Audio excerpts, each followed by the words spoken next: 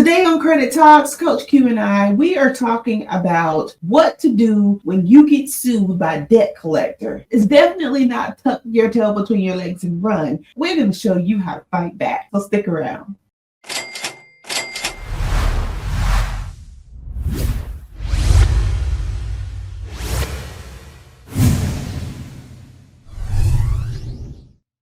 Welcome back to the channel, guys. If you're new to the channel, I'm Credit Coach Q, and this is my lovely co-host, Miss Tina Talks Credit. Welcome back to the channel, Miss Tina. Guys, today's video, this is going to be one of the most in-depth videos that we did thus far. If you have gotten any type of summons or lawsuits regarding any debt from a collector or any type of collection agency, guys, this video is perfect for you because we're going to break down on how not only how to handle that lawsuit, but how to win it as well, guys. So we're going to give you the utmost confidence. A lot of people just simply don't go to the court dates, then the judge file in their absence, and it just makes the whole thing a lot worse, and you just become vulnerable to the whole process. So whatever they are asking, the judge is going to grant it, and you can potentially get a judgment out, you can get your wages garnished, it can go down a deep rabbit hole. So we wanted to come to the public and bring this information and let you guys understand fully on how to handle lawsuits. So what I want to do now is I want to share my screen and show you guys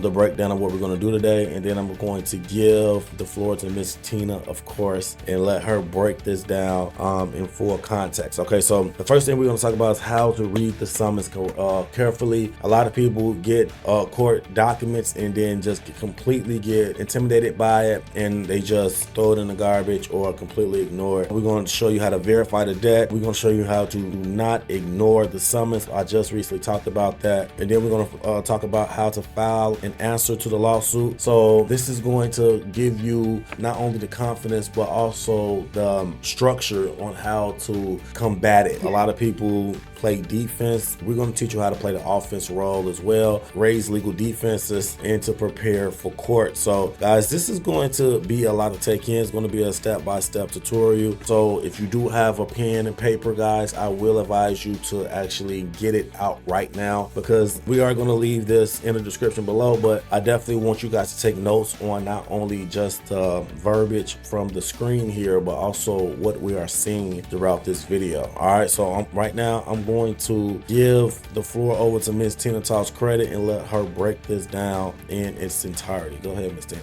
Okay, guys. So the first thing that happens when you get a court summons, the judge shows up at your job, your house, or whatever with those papers, you panic because most of the time you know that you owe the debt and you're like, oh my God, like now I have to go to court, you know? So all those feelings come up, and it's almost like, because I get these calls all the time, so it's almost like extreme panic, extreme guilt, and they're like, you know, it's done, it's over for me, you know? But I just want to let you know that that's just like the beginning of something that could turn in your favor, get you a deletion, and you can get damages and fees. Just because they've sent you a court summons and a debt collector is taking you to court doesn't mean that you've lost already, even if it is your debt. So in that court summons, it literally depends on what type of lawyer actually put the information in on it, because like you're going to have line 1, line 2, line 3, line 4, and these are going to be all the accusations that they are pinning up against you. So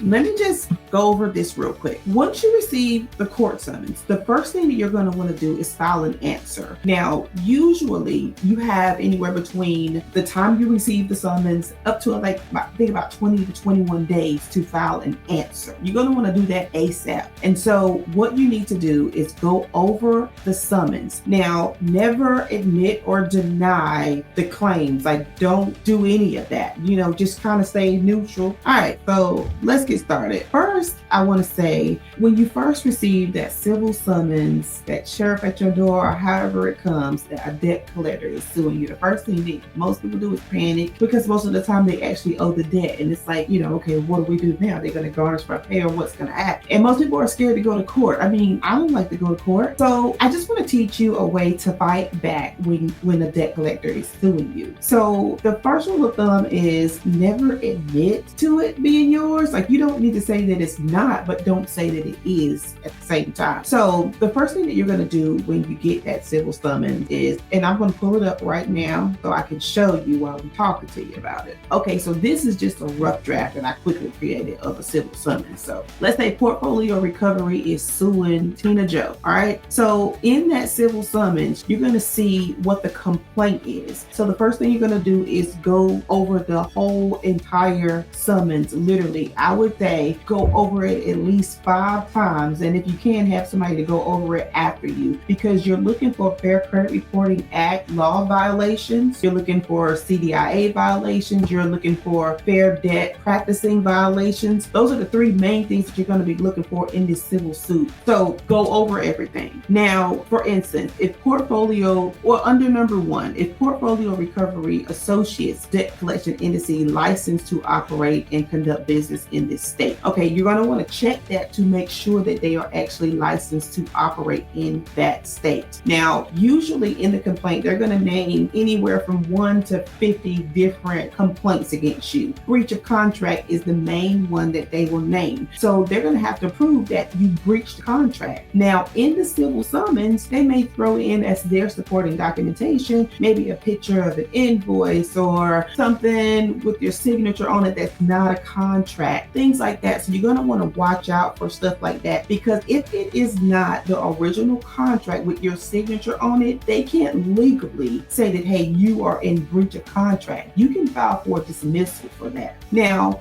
where as it relates to Fair Credit Reporting Act laws, now, if they have anything misspelled in your name, for instance, if you are a junior and they don't put that they're suing Tina Joe Jr. in the lawsuit, then that's grounds for dismissal as well. Plus, you can receive damages and fees because they're in a violation because they're not. Now, let's move on to where it says factual allegations. Now, it says on or about, and there's going to be a date there, and it should be the original debt's date. So you need to have your own information as well so that you can prove whether this is accurate or inaccurate, right? So you're going to see if this is the actual open date of the debt. If this date is off at any way possible, then you're going to put this in your answer, and you're going to say, you're not going to tell them what the correct date is, but you're going to tell them that this date is incorrect. And then in your supporting documentation files, you will have the original contract or whatever it is that you have that proves that the original date is incorrect. Follow me? Okay, so now causes of action. You're going to see this in every civil summons. So this is what they're accusing you of: breach of contract, account stated, unjust enrichment, fraudulent misrepresentation, willful non-payment. How can you prove willful non-payment? They have to prove every single thing. So all 10 of these accusations, they have to be able to prove this 100%.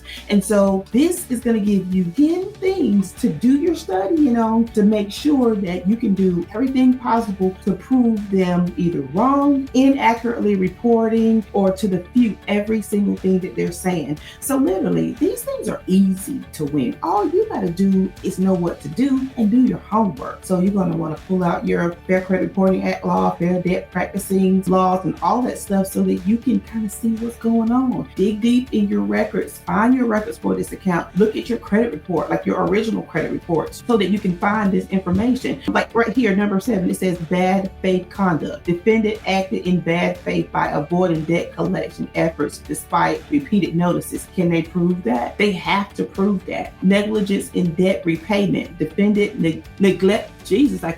Defendant neglectfully ignored financial responsibility leading to unnecessary litigation. So they're going to need to prove that they reached out to you. They reached out to you in a timely manner. They're going to need to prove like so many different things in this. We've gotten lawsuits dismissed and gotten clients damages and fees plus a deletion of whatever was on the account just because of stuff like this. And like in your answer, you're going to want to answer to each and every one of these counts. You're going to go line by line. You're going to use your Fair Credit Reporting Act laws and really get in there in your answer. And literally, if you want to just be done with it and you want to ask that, hey, the courts dismissed this due to them not being able to properly prove that you are in breach of contract, due to them not being able to produce a contract, due to Fair Credit Reporting Act law XYZ that they're clearly breaking, all that stuff. This is so so easy. Like literally, don't be afraid next time, or if you are experiencing this right now, don't be afraid to fight back. And so that's what I'm here to do today, just to give you some little education here so that you can fight back.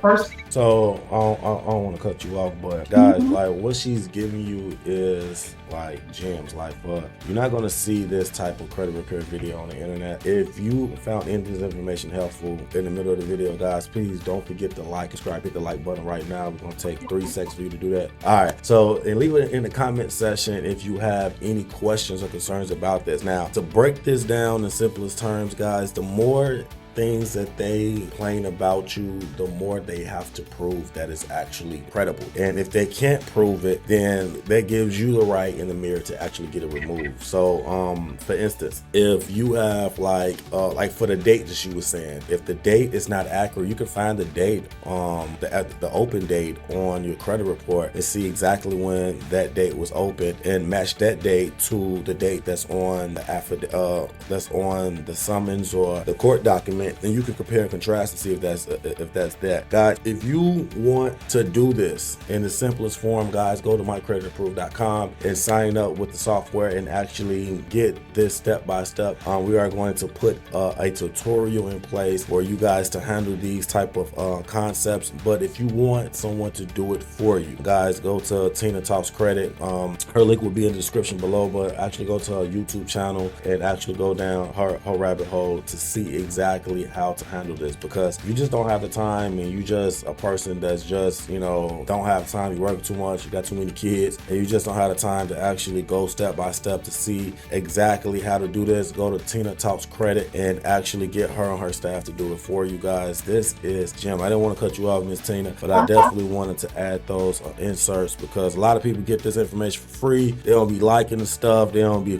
commenting, they don't be doing nothing, and we need our comments, we need our likes, because it's the only thing that allows YouTube to push us within the algorithm. But I'm gonna let you finish and I'll come in when necessary. Go ahead. Y'all gotta give us some likes now. I'm literally out here in the snow. I'm in North Carolina. It is snowing right now and I'm in my office making this video. So like I think that deserves the like for two and the share and all the other stuff. Absolutely.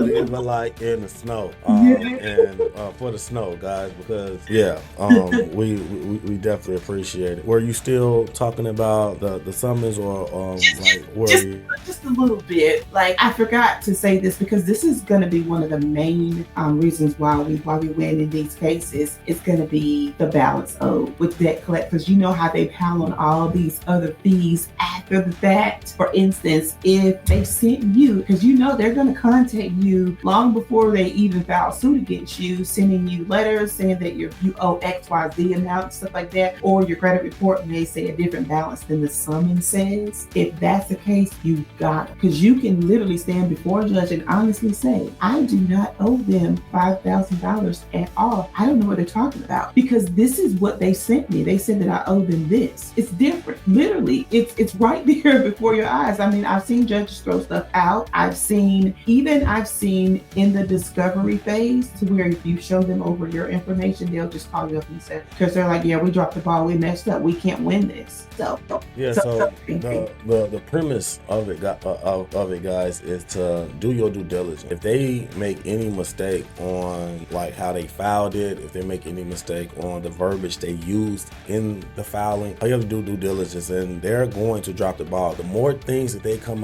out against you is the more opportunity that you have to prove that it's not accurate, right, Ms. Tina? 100% fight back. A summons does not mean automatic failure or anything like that, and like you can get your damages fees. Make sure that you put in on your answer the damages and fees that you are requesting as well. Man, guys, this video has been a banger, guys, and today's video I'm super excited just because this has been a perfect layout, guys. Like I said, if you have any questions, concerns, leave it in the comment section, and me and Miss Tina will answer them as soon as we can. If you wanted to schedule a consultation, you can do that by going to the description and either schedule a consultation with my team or Miss Tina team, and we will go over these concepts a little bit more in detail. But guys, it's really cut and dry. If you do not respond to the summons, they have an opportunity to not only award credit, everything that the collection agency is asking, but it also can put a judgment on your account, and it will be that much more harder to plead the case and prove that they was wrong. So guys, if you do get a summons, don't ever get scared, don't ever throw it away or intimidate it. Actually fight back. You have a team of experts on YouTube that is not intimidated by these summons. We see them all the time. It's just a sheet of paper.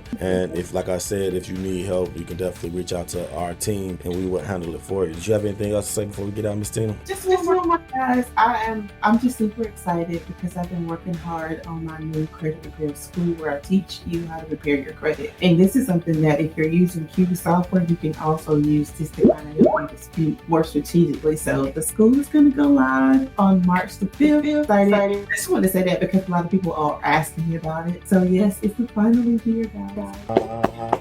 Leave a thumbs up. Shout out to Miss Tina and her new school that she's coming out with, guys. This school is going to be, I can only imagine how phenomenal it's going to be, guys, because the wealth of knowledge that this lady knows, like, it is unmatched. Like, there is no person. I've been in credit repair for 10 years. I've been around some of the best quote unquote gurus, but this lady is on a whole nother level. That's why I brought her on the channel, guys, because I had to do it. She is amazing. The stuff that, like, she's just different. She's a different breed. So for her to bring out a school, guys, check that school out. I'm almost can guarantee that once you, or if you definitely enroll into the school, you will know more than 99% of the credit gurus that's out here, because this lady have things that no one knows but her. I think she's probably the best credit specialist in the country. And yeah, so shout out to your school. Congratulations on, launching your school. I'm super happy for you. And yeah, man. Yes, we are going to close the video out for today, guys. Like I said, don't forget to like, subscribe, leave it in the comment section.